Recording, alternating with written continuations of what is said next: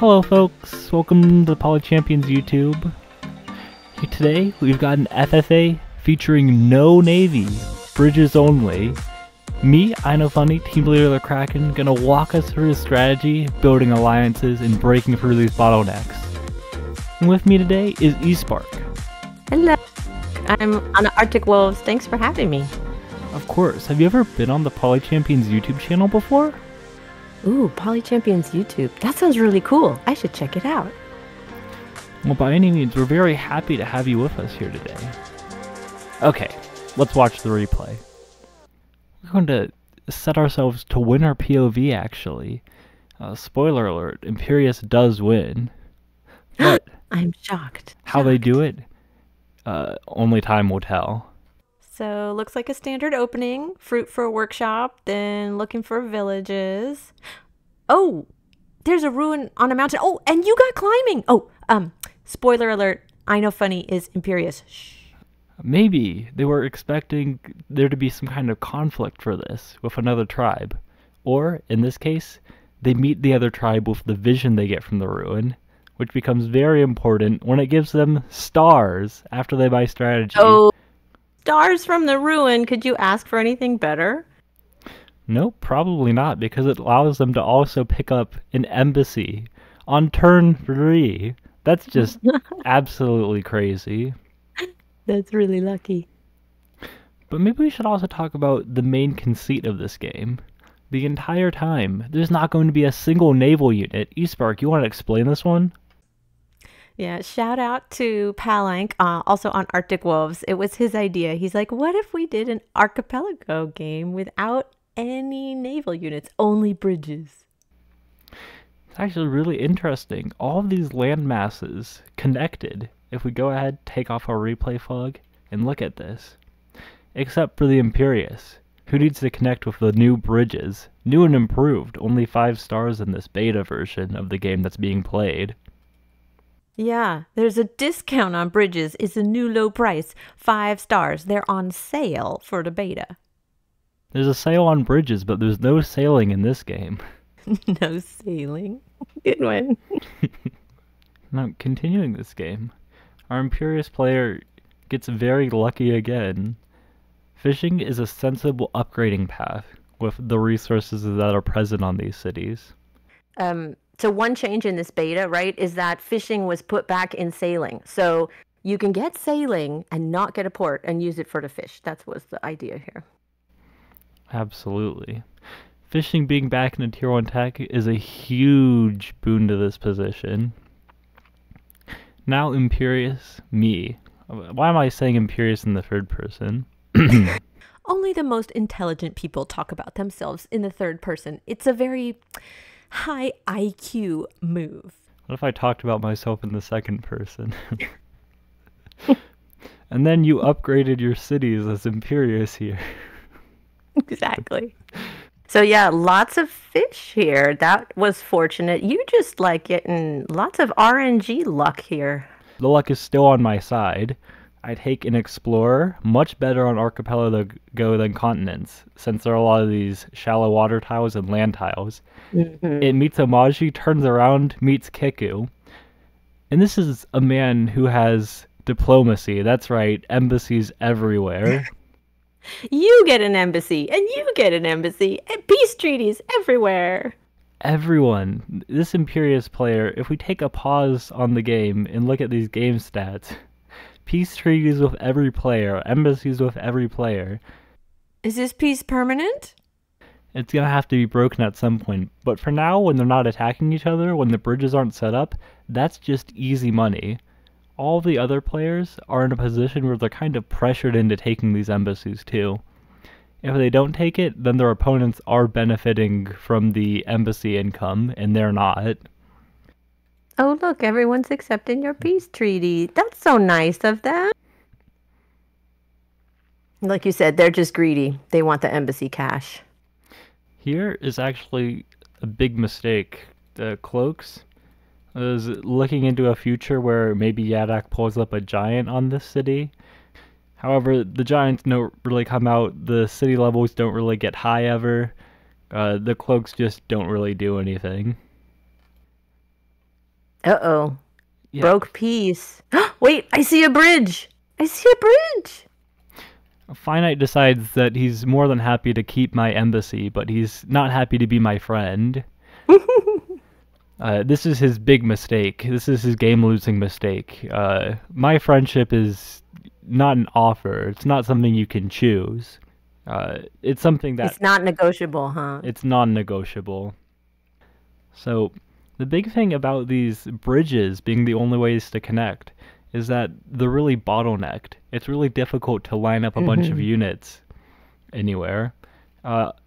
Finite, though, has riders already. I mean, every player will when we're taking into bridges.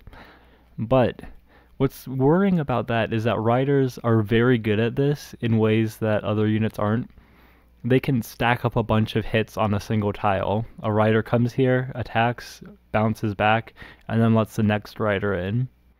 Can we see Umaji's point of view? Because I remember there was a point where he thought he might have enough riders to reach with roads. He has roads already, right? But it's not enough tiles. So 1, 2, 3, 4 is right. He needs to be within 4. Yeah, exactly. If this one rider west of his capital were this on this tile here, he would have been able to kill this defender that I make on my capital. However, it's just one tile too far away.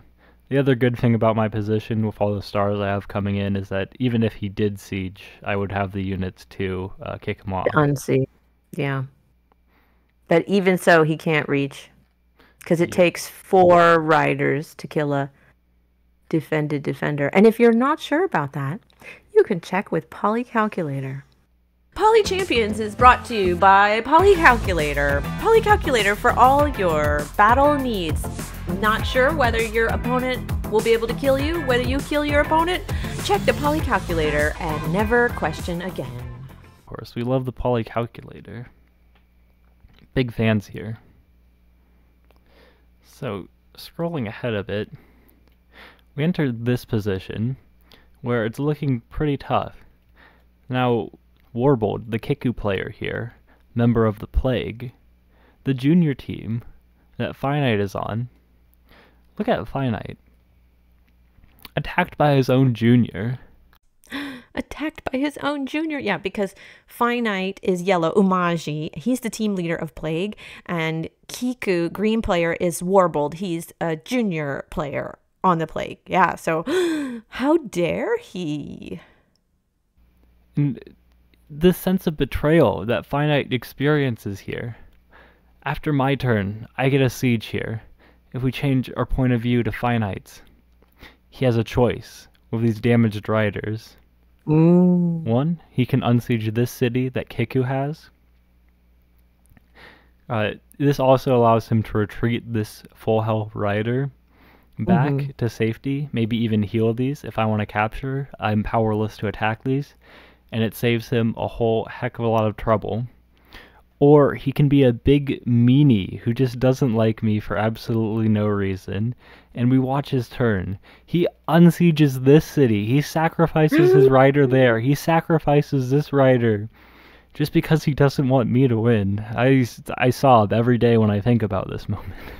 Tragic. Just tragic. He chose team loyalty over true friendship. And what does it get him? Betrayal. His teammate smashes in there and sieges the city. Now, here I pick up Chivalry because these knights are fantastic units at breaking through in these tight bottleneck positions. Usually, Yadek already has a knight. Oh, and we should say, Yadek has a raft. That's because he asked for special permission, and I said yes. We had a special rule that rafts were allowed to reach land masses that bridges could not connect to. This raft was given special permission to exist. He's the most specialist raft of all. Exactly. I pick up Chivalry. I break peace with Yadak. These knights are great at breaking through these bottlenecked positions, tearing through all of their units. And this is why it's very nice that I have defenders and have set up all these embassies. Yeah, you have a defender on each of the bridge bottlenecks, right? There's one over on the side next to Umaji, and there's one on the frontier with Yadek. So that effectively, yeah, prevents your enemies from getting past that line of defenders. And if we skip forward to my next turn,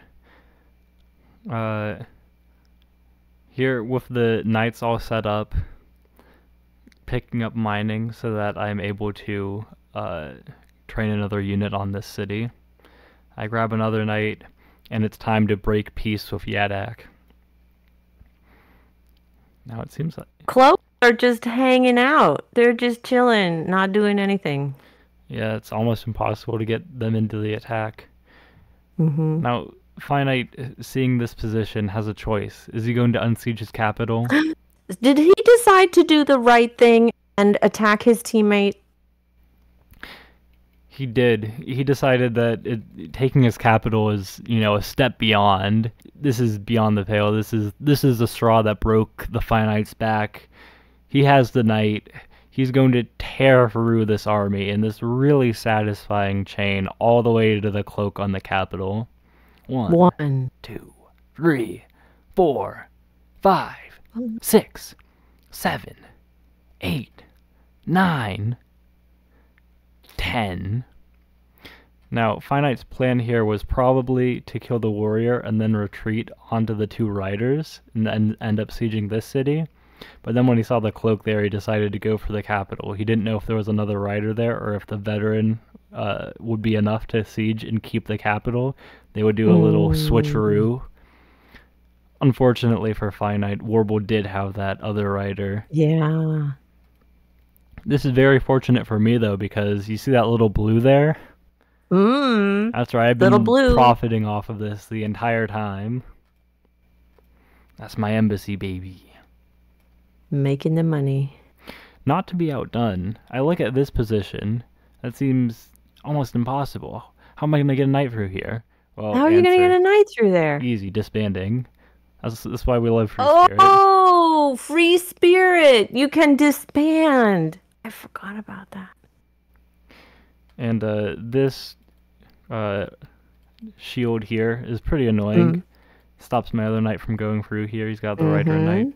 Fortunately, a little veteran, and then two riders here. I would have liked to siege this city, but oh well. I'll live. Don't be greedy. Don't be greedy. The attack has to go all the way through. Go ahead and block with that rider. And we get this very nice siege here, as well as the cloak finally doing something.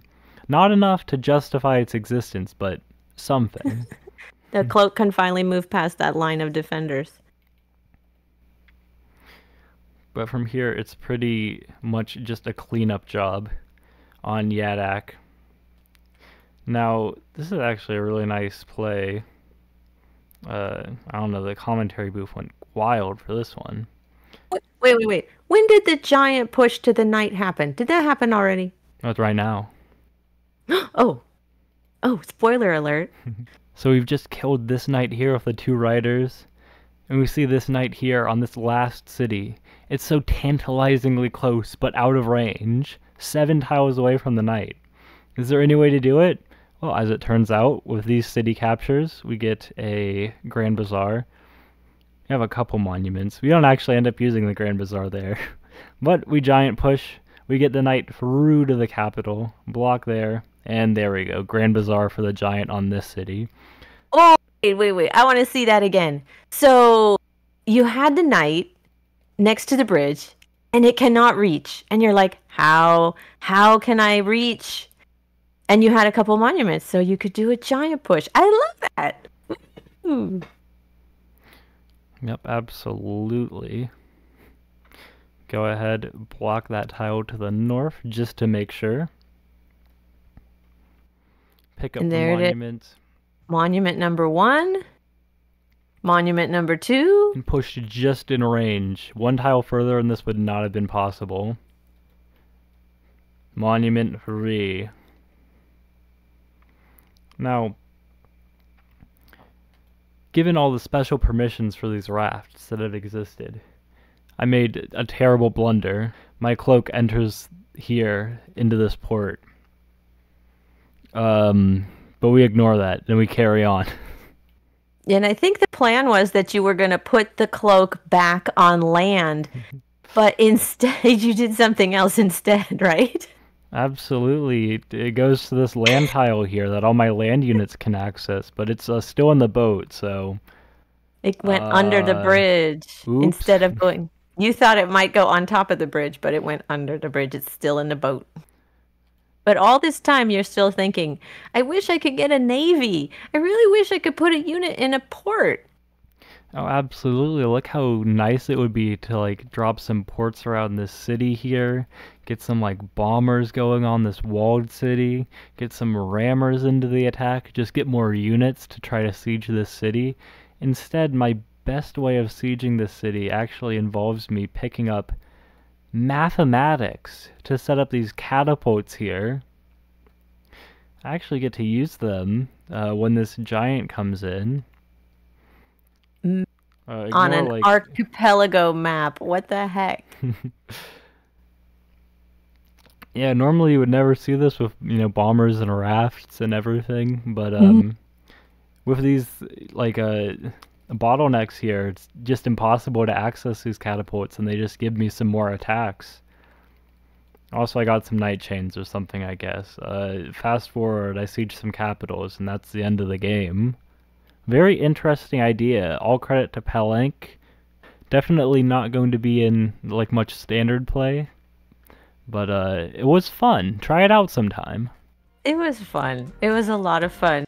Before we go, I recommend watching our video about all the different changes in the new beta, so check it out. The link is in the description. Okay, thanks for watching. Please like and subscribe. It helps us a lot. For more expert commentary, click on some of our other videos. Join the Discord. The link to the Discord server is in the description. Take care. See you on the next one.